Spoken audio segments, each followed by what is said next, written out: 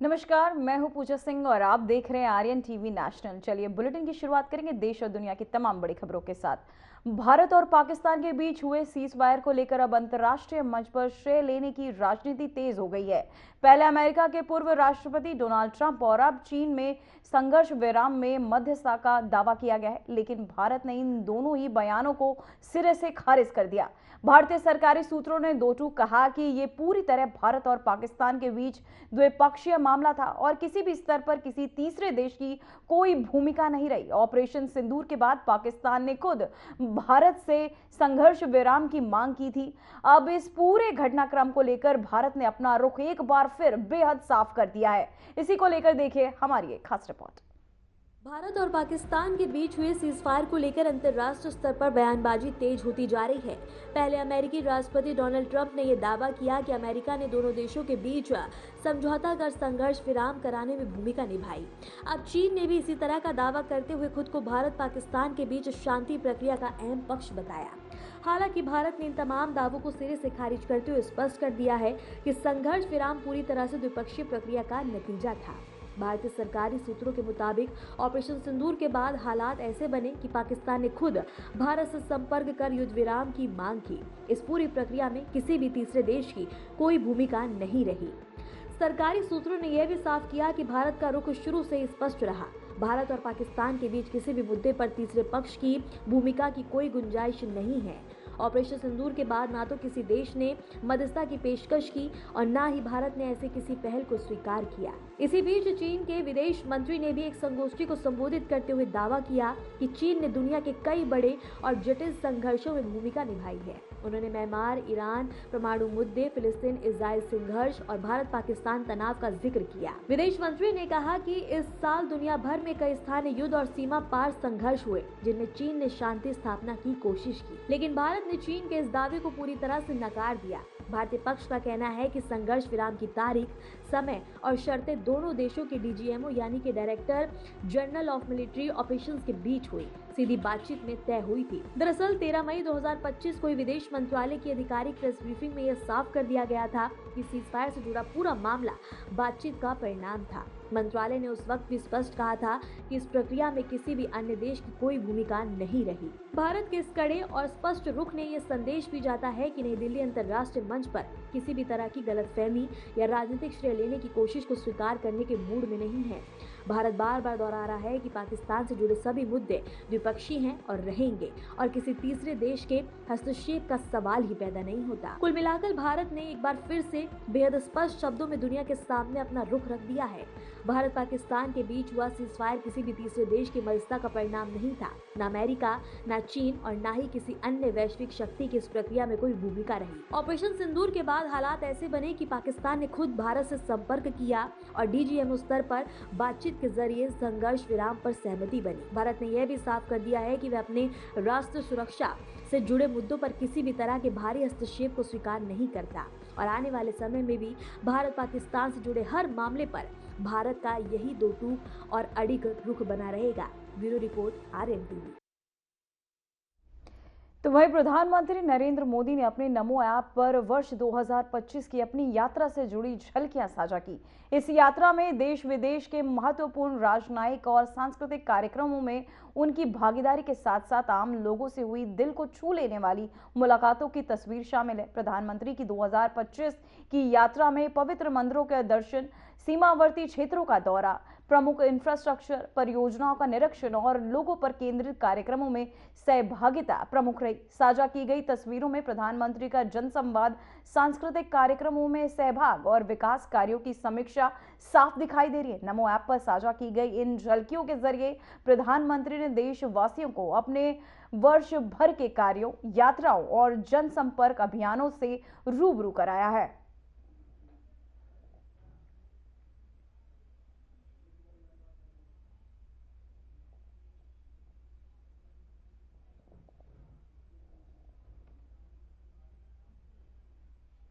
तो वहीं खबर कोलकाता से है, जहां केंद्रीय गृह मंत्री अमित शाह ने कोलकाता स्थित प्रसिद्ध और ऐतिहासिक थनातिरिया काली बाड़ी मंदिर में दर्शन किए। इस दौरान उन्होंने विधिवत पूजा अर्चना की और मां काली से देश की शांति, सुरक्षा और समृद्धि की कामना की। गृह मंत्री ने मंदिर आगमन को लेकर प्रशासन पहले से ही अलर्ट रहा और सुरक्षा के कड़े इंतजाम भी किए गए थे। अमित शाह की इस धार्मिक यात्रा को उनके बंगाल दौरे का अहम हिस्सा माना जा रहा है।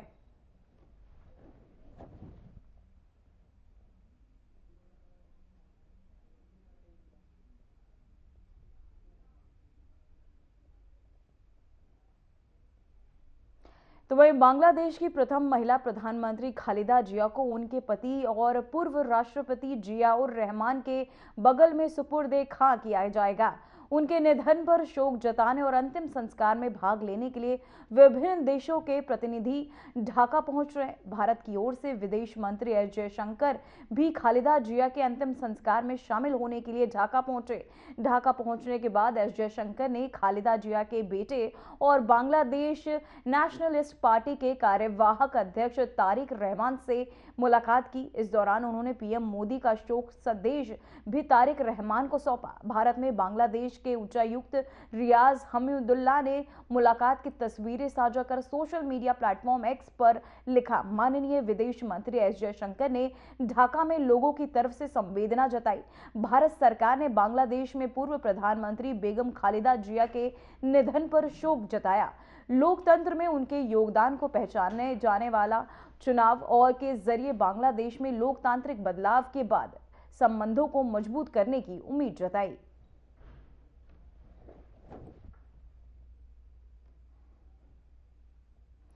तो वहीं मुख्यमंत्री भजनलाल शर्मा सर्वोपरि ब्रज क्षेत्र के प्रमुख धार्मिक स्थल पंचुरी का लोटा पहुंचे। मुख्यमंत्री ने श्रीनाथ जी मंदिर में समक्ष दंडवत होकर नमन किया।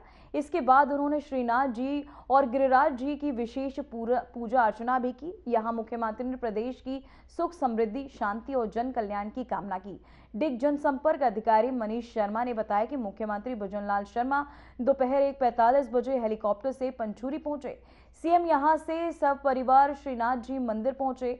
वैदिक मंत्रोच्चार और विधि विधान के साथ श्रीनाथ जी और गिरिराज जी के दर्शन पूजन संपन्न हुआ। दर्शन के पश्चात मुख्यमंत्री ने क्षेत्र में आयोजित स्थानीय कार्यक्रमों में भाग लिया तथा जनप्रतिनिधियों और स्थानीय नागरिकों से मुलाकात कर संवाद किया। मुख्यमंत्री बुधवार को पंचुरी में रात्रि विश्राम करेंगे। सीएम के प्रवास को लेकर जिला प्रशासन और पुलिस द्वारा सुरक्षा तथा व्यवस्थाओं के पुख्ता इंतजाम भी किए गए हैं।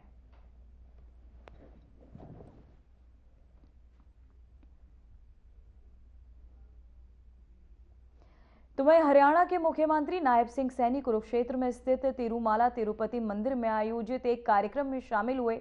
इस दौरान मुख्यमंत्री ने मंदिर में दर्शन किए और कार्यक्रम में सहभागिता की। कार्यक्रम के दौरान मुख्यमंत्री नायब सिंह सैनी ने श्रद्धालुओं से मुलाकात की और आयोजन से जुड़े व्यवस्थाओं का जायजा लिया। मंदिर परिसर में सुरक्षा और प्रशासनिक व्यवस्थाएं भी चाक चौबंद रही।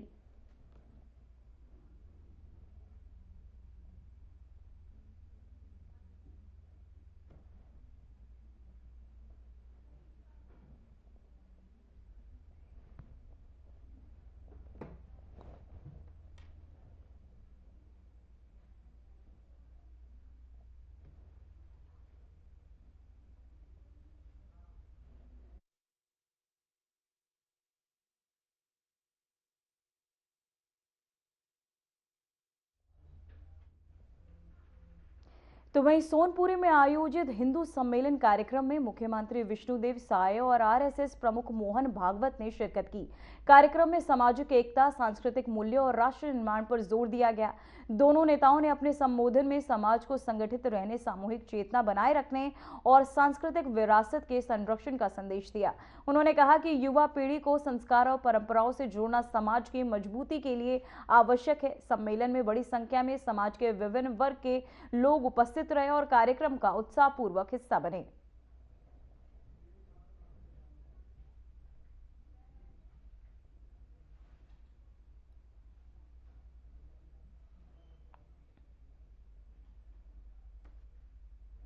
तो वहीं उत्तर प्रदेश के बरेली से एक ऐसा मामला सामने आया जिसने धार्मिक भावनाओं और सोशल मीडिया बहस दोनों को एक साथ भड़का दिया। बॉलीवुड अभिनेत्री नुसरत भरूचा का उज्जैन के महाकाल मंदिर में दर्शन करना अब विवाद की वजह बन गया है।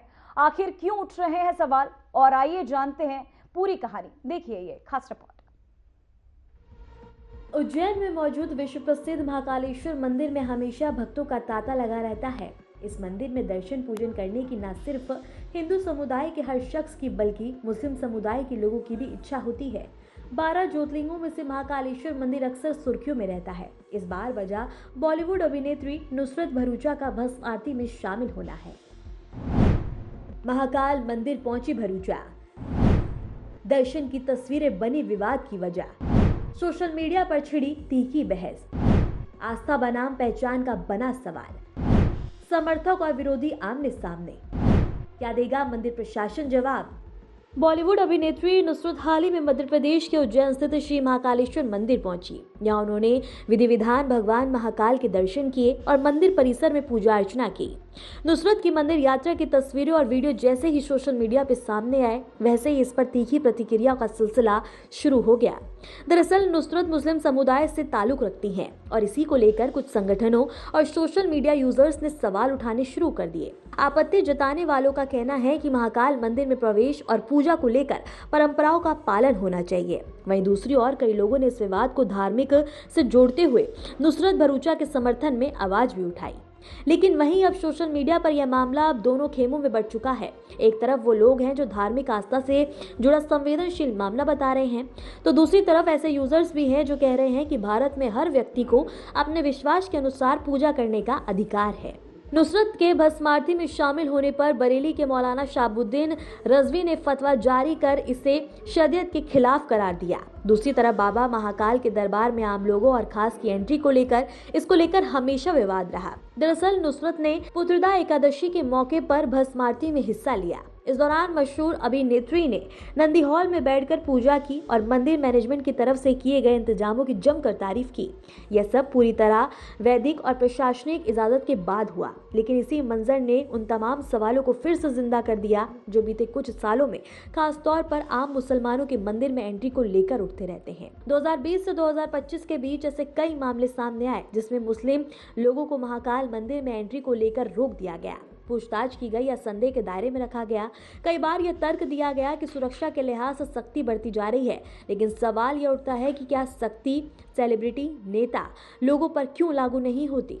अभिनेत्री का वीडियो सामने आने के बाद इन्हीं सवालों के साथ ऑल इंडिया मुस्लिम जमात के राष्ट्रीय अध्यक्ष मौलाना शाहबुद्दीन रजवी ने कड़ी प्रतिक्रिया दी। मौलाना ने कहा कि अभिनेत्री नुसरत भरूचा ने महाकाल मंदिर उज्जैन में धार्मिक परंपराएं निभाई, जल चढ़ाया, ये तमाम चीजें इस्लाम के खिलाफ हैं और उन्होंने कहा कि शरीयत की नज़र में नुसरत गुनाहगार हैं, उनको तौबा करनी चाहिए। जय श्री महाकाल। मैं दूसरी बार आई हूँ और ये न्यू ईयर का टाइम है और फिर भी दर्शन करने पहुंची हूँ और सबने बहुत ही प्यार से और बहुत ही संभाल के, नॉट जस्ट मुझे बट जितने भी भक्त आए आज, क्योंकि न्यू ईयर का टाइम में इतनी भीड़ है, इतने लोग श्रद्धा से आते हैं। साल खत्म हो रहा है, नया साल शुरू करने जा रहे हैं और सब बस आशीर्वाद लेने आते हैं और उन्होंने इतने अच्छे से पूरी अरेंजमेंट की है, सबको लेके आए हैं, बहुत प्यार से सबका दर्शन हुआ है। मुझे एक चीज बहुत अच्छी लगी कि अगर आपको जल चढ़ाना है और आपको आगे जाने नहीं मिलता तो इनका अलग एक जगह है जहाँ जल चढ़ा सकते हैं जितने भी श्रद्धालु है, और वो जल एकदम डायरेक्टली वो पाइप से सीधा दर्शन के वहां ही चढ़ता है, मतलब महाकाल जी को ही चढ़ता है। मुझे बहुत अच्छा लगा कि जो छोटी चीजें सोच के लोग करते हैं, मतलब रियली गाइज, मैं दिल से दूसरी बार आई हूँ, मेरा मन करता है बस अब आती रहूं हर साल। और नुसरत भरूचा ने उज्जैन के महाकाल मंदिर में जाकर के पूजा पाठ की, जल चढ़ाया, दर्शन किए, अपने ऊपर चादर ओढ़ी, माथे पे कशका लगाया।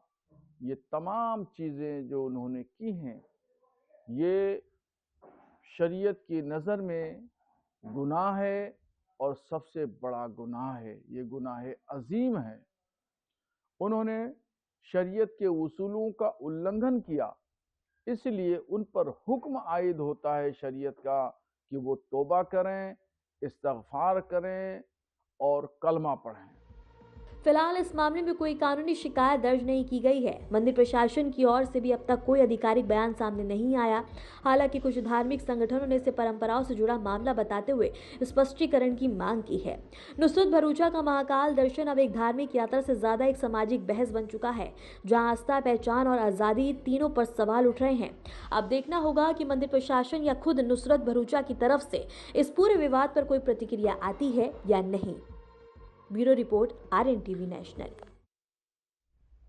तो वहीं दिल्ली से खबर सामने आ रही है। एडीसीपी ट्रैफिक दिनेश कुमार गुप्ता का बयान सामने आया। न्यू ईयर के लिए ट्रैफिक एडवाइजरी की गई जारी। पार्टी वाले रेस्टोरेंट्स के लिए पास किए गए जारी। जहां ट्रैफिक नियमों के उल्लंघन पर लिया जाएगा एक्शन। शराब पीकर वाहन ना चलाने की अपील। सड़कों पर सुरक्षा और निगरानी बढ़ाई गई। जनता से ट्रैफिक नियमों का पालन करने की भी अपील की गई। तो वहीं आपको बताते चले, दिल्ली पुलिस ने न्यू ईयर को लेकर ट्रैफिक एडवाइजरी जारी की। एडीसीपी ट्रैफिक दिनेश कुमार गुप्ता ने बताया कि पार्टी वाले रेस्टोरेंट्स के लिए पास जारी किए गए और ट्रैफिक नियमों के उल्लंघन पर कड़ी कार्यवाही की जाएगी। जनता से शराब पीकर वाहन ना चलाने और ट्रैफिक नियमों का पालन करने की अपील की गई।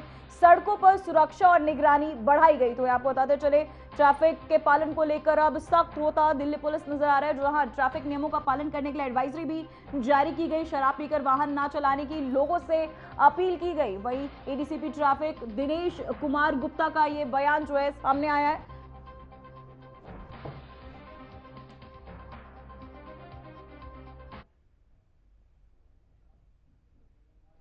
तो वहीं दिल्ली के सर्वप्रिय बिहार में मनी लॉन्ड्रिंग मामले में प्रवर्तन निर्देशालय ने छापेमारी की। इस दौरान ईडी ने कुल 5.12 करोड़ नगद बरामद किए। मामला वित्तीय अनियमितताओं से जुड़ा बताया जा रहा है। अधिकारियों ने जांच जारी रखते हुए आगे की कार्यवाही के संकेत दिए हैं।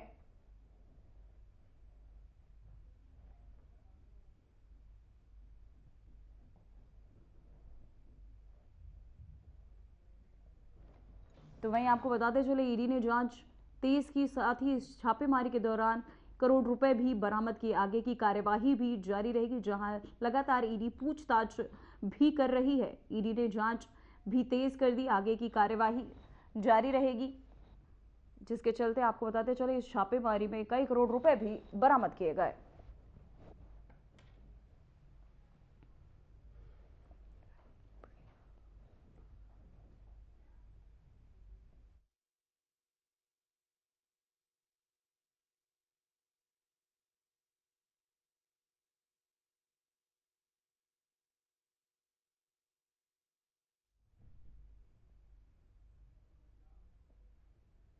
तो वहीं एक और बड़ी खबर सामने आ रही है, जो भारत पाक बॉर्डर पर कड़ा अलर्ट। 30 दिन बॉर्डर पर अलर्ट जारी। 26 जनवरी को सुरक्षा की गई कड़ी। जवानों की सीमा पर बढ़ाई गई संख्या। सीमा पर सतर्कता बढ़ाई गई, जहां सुरक्षा बल पूरी तरह तैयार। सीमा सुरक्षा के लिए हाई अलर्ट मोड। सुरक्षा बलों ने सतर्कता बढ़ाने के निर्देश भी दिए। तो वही आपको बताते चले, भारत पाक बॉर्डर पर 30 दिन के लिए अब कड़े अलर्ट जारी किए गए। 26 जनवरी को देश भर में सुरक्षा बढ़ाई गई और सीमा पर जवानों की संख्या बढ़ा दी गई। सुरक्षा बल पूरी तरह सतर्क और हाई अलर्ट मोड पर तैनात है। सतर्कता बढ़ाने के निर्देश जारी किए गए ताकि किसी भी आपात स्थिति का समय सामना किया जा सके। तो वही आपको बताते चले, बॉर्डर पर अब हाई अलर्ट।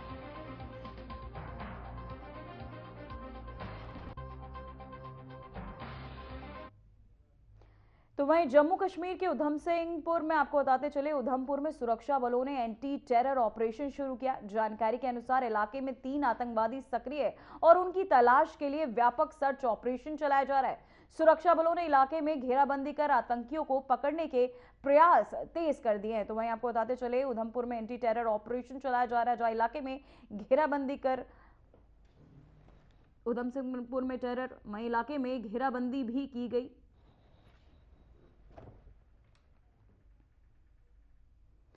कभी कानपुर की सड़कों पर टेम्पो चलाने वाला शख्स आज देश के आसमान में अपनी एयरलाइंस उड़ाने को तैयार है। इंडिगो जैसी बड़ी एयरलाइंस पर खुलकर बोलने वाले श्रवण कुमार विश्वकर्मा को अब उनकी संघ एयरलाइंस के लिए मिल गई है सरकार की मंजूरी।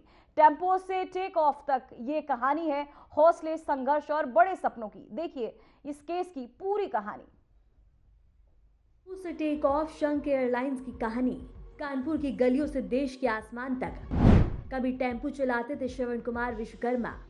मध्य वर्गीय परिवार, अधूरी पढ़ाई, सरिया, सीमेंट और ट्रांसपोर्ट से पहचान। 26 महीने पहले यूपी की पहली एयरलाइन का सपना। एयरलाइन का नाम रखा शंख एयरलाइंस। 24 दिसंबर को सरकार की मंजूरी। नागरिक उड्डयन मंत्रालय ने दी एनओसी। कानपुर की गलियों से निकलकर देश के आसमान तक पहुंचने की ये कहानी किसी फिल्मी स्क्रिप्ट जैसी लगती है, लेकिन यह हकीकत है। जिस शख्स ने कभी कानपुर में टेम्पो चलाए, गंगा जी में डुबकी लगाई और आम जिंदगी जी, वही आज अपनी एयरलाइन शुरू करने जा रहा है। नाम है श्रवण कुमार विश्वकर्मा। उन्होंने एक सपना देखा था कि वो कभी हवाई चप्पल पहनने वाले हवाई जहाज का सफर करेंगे और आज से 26 महीने पहले यूपी की पहली एयरलाइंस को उन्होंने सफल किया।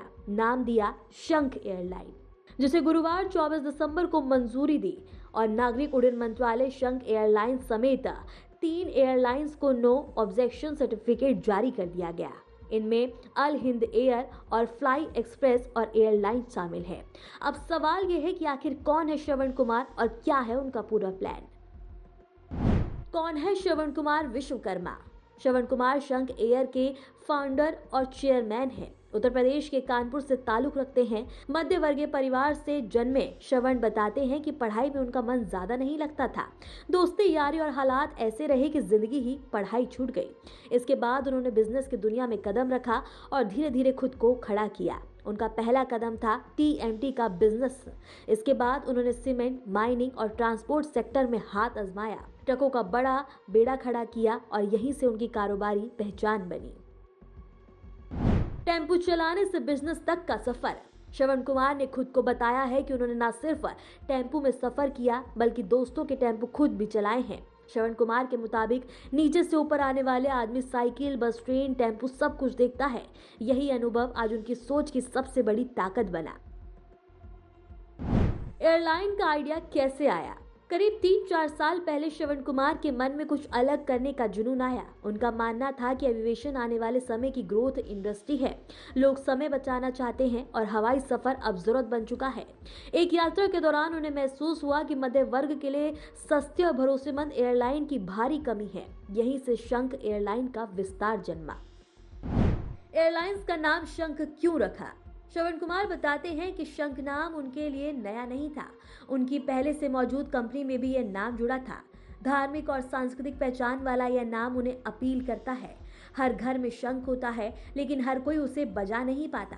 श्रवण कहते हैं कि हम भी कुछ ऐसा ही करना चाहते हैं जो सबके पास हो, लेकिन अलग पहचान बनाए। टिकट की कीमतें कैसी होंगी? श्रवण कुमार का सबसे बड़ा दावा है नो डायनेमिक प्राइसिंग। उनका साफ कहना है कि सुबह 5,000 रुपए की टिकट शाम को 25,000 रुपए नहीं होगी। होली, दिवाली, छठ का त्योहार हो, कुंभ हो या डिमांड ही क्यों ना बढ़ जाए, उनकी एयरलाइन का किराया आसमान नहीं छुएगा। उनका फोकस मध्य वर्ग पर है। तय रेट, सीमित मुनाफा और भरोसेमंद सेवा, यही शंख एयरलाइन का मॉडल होगा। इंडिगो जैसी बड़ी एयरलाइंस पर क्या बोले? इंडिगो, एयर इंडिया जैसी बड़ी एयरलाइंस को लेकर श्रवण बेहद ही बेबाक। फिलहाल देश और दुनिया की तमाम बड़ी खबरों में इतना ही। और आप देखते रहिए RN TV नेशनल। मुझे दीजिए इजाजत।